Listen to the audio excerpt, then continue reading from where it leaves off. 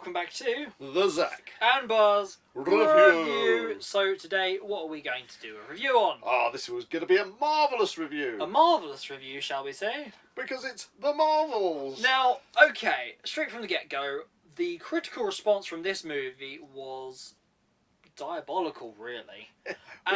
We've got our own Flurkin. Oh, I don't want to see tentacles come out of him. No.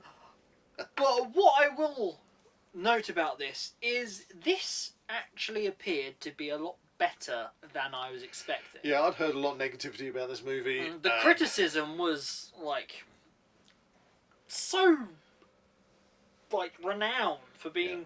This was like touted as like the most terrible Marvel movie ever type of thing.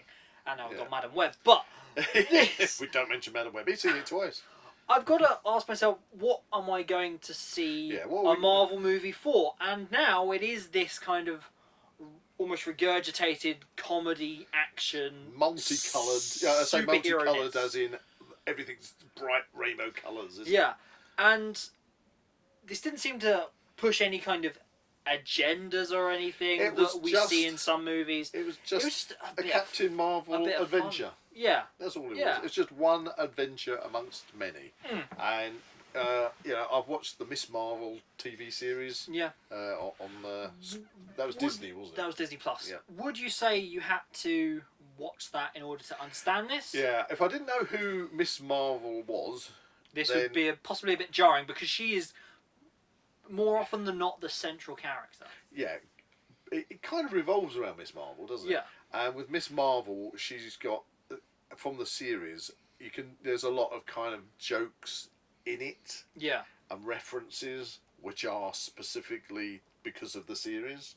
So if you haven't watched that series, I think you'd be going, they're over your head. And in that sense, it's more... You'd be going, what's funny about that? In that sense, it's more akin to that comedic side, whereas I remember Captain Marvel, the first one, more serious, being a bit more serious. Yeah, it had its funny moments, but it was more serious. I believe that Captain Marvel, the character in this, was the more serious one.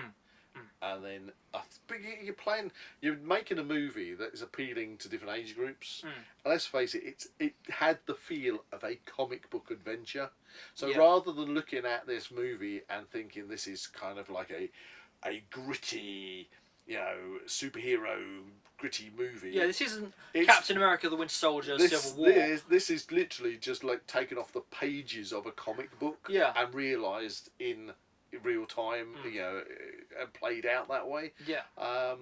With the Flurkins and everything, the Flurkin cats. But I think there was a bit of a touch of Star Trek and the Tribbles going on there. On that sense, potentially they over-flurkined. They did over. They over-flurkined on this one. They did a lot of flirking around. Yes. To get themselves out of dodgy trouble, because they needed to get like a crew from a space station off a space station with literally only a couple of escape pods. Yeah. So they used the Flurkins, which happened to arrive at the right time. And I still don't understand how these Flurkin eggs got everywhere, because the Flurkin itself, the cat. They commented on Goose being a bit chubby. Yeah, but Goose was like in the control room, yet these things were appearing all over the station. Yeah. And he hadn't moved. Well, She, apparently. Goose. Oh, yeah, it would be. A female goose.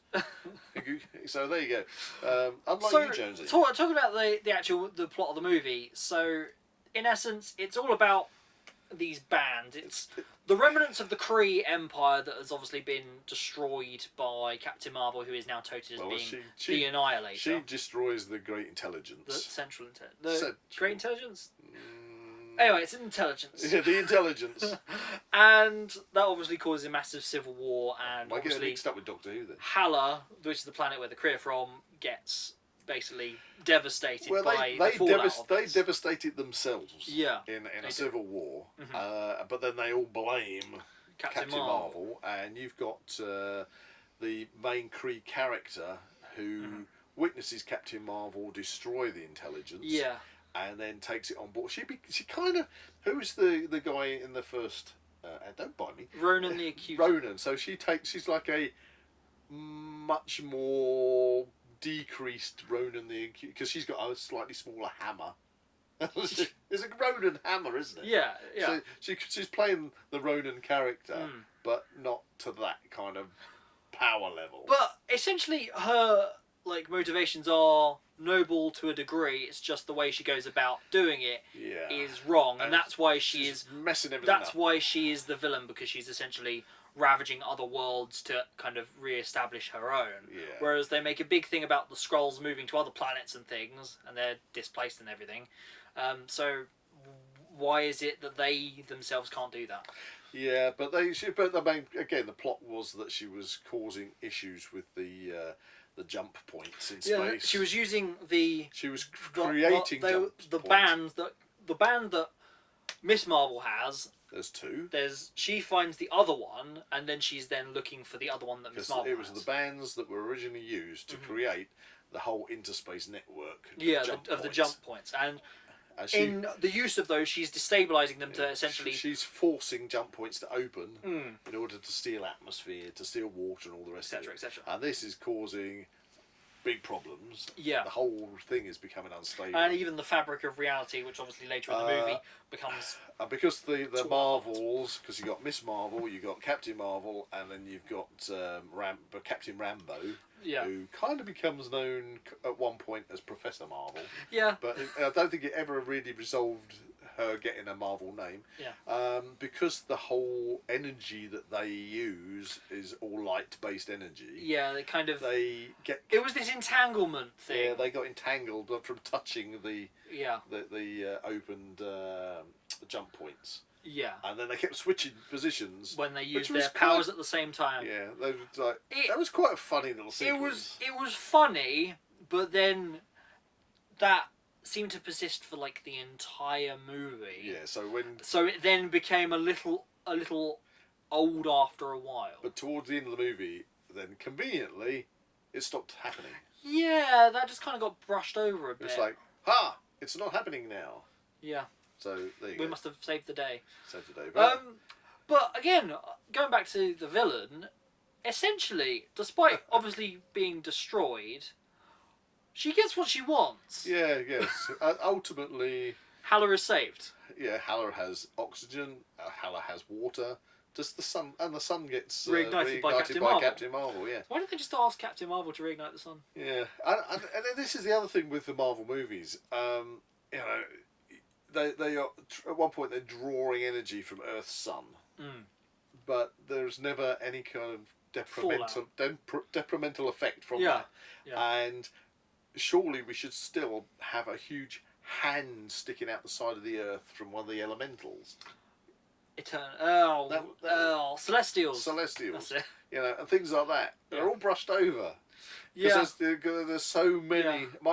I don't know what timeline this was in. Maybe that happens afterwards. That's the big thing with obviously the multiverse now and everything. It's very complicated. There are a few cameos and things in this. Obviously, we first had Valkyrie taking a load of the Skrulls to assumedly New Asgard. She pops in.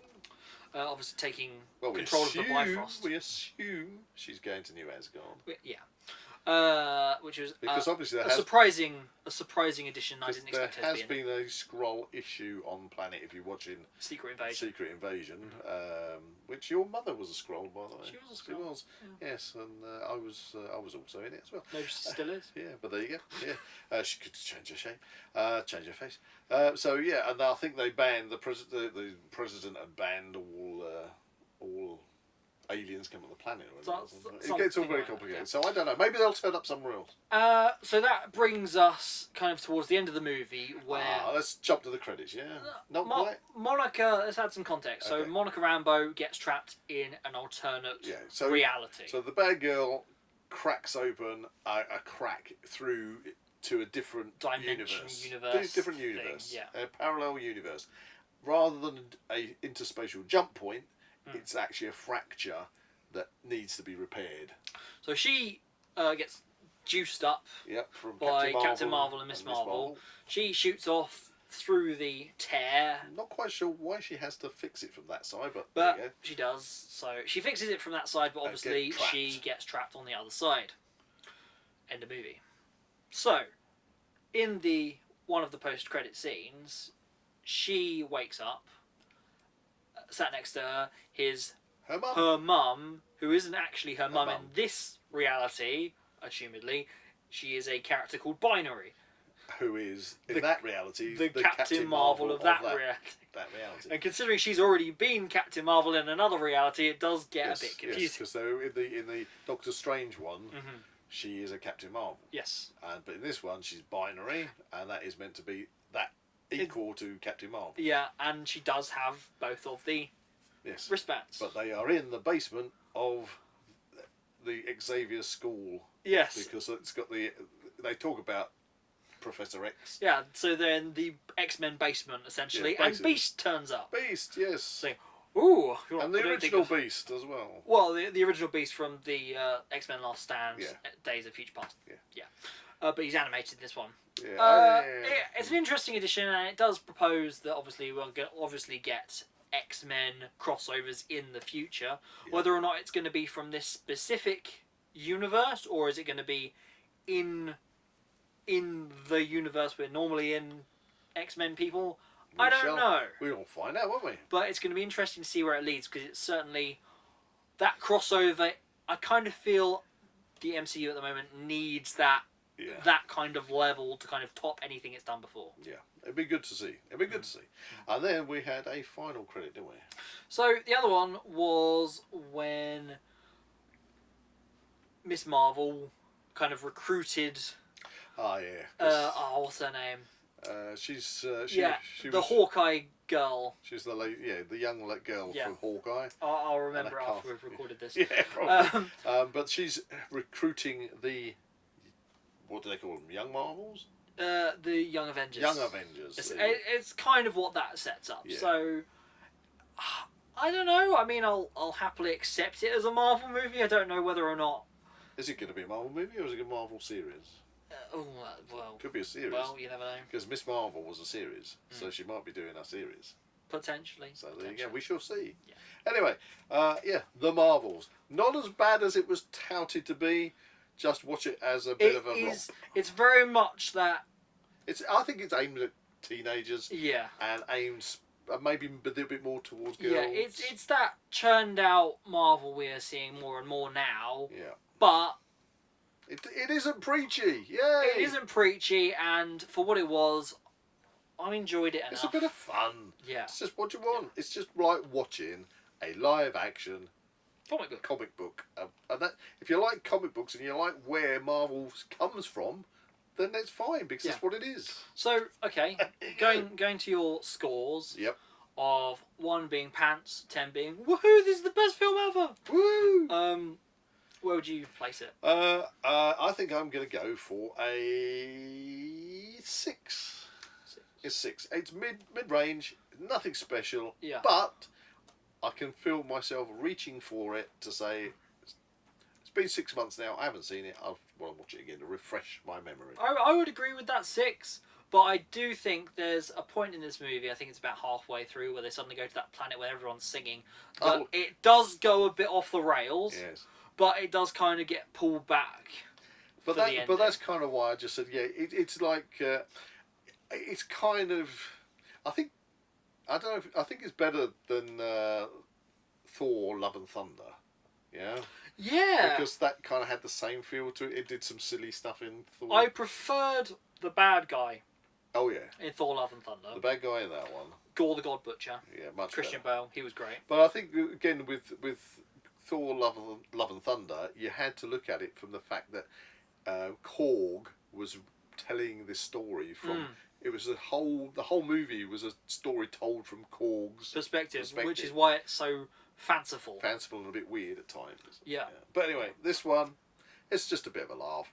It's a movie. It's Marvel. What do you want? So Buzz, are we going to be reviewing more Marvel movies in the future? Well, of course we are. In the cinema, not too far away. I do believe we have Deadpool and Wolverine coming. No, that's one I will definitely enjoy. That is going to be full of time travel, multiversal shenanigans. That's going to be loads and loads of gags at their own expense. Yeah, and it's great that Hugh Jackman is literally on board for that and has been. And I haven't been disappointed with either of the Deadpool movies. No. Yeah, they'd be great. Really good character, really good humour. Yeah. Can't go wrong with those. So yeah, we look forward to reviewing that one. There you go. There we are. If you enjoyed this review, please like and subscribe to this channel and comment below any suggestions of further reviews you'd like to see. See you in the next one.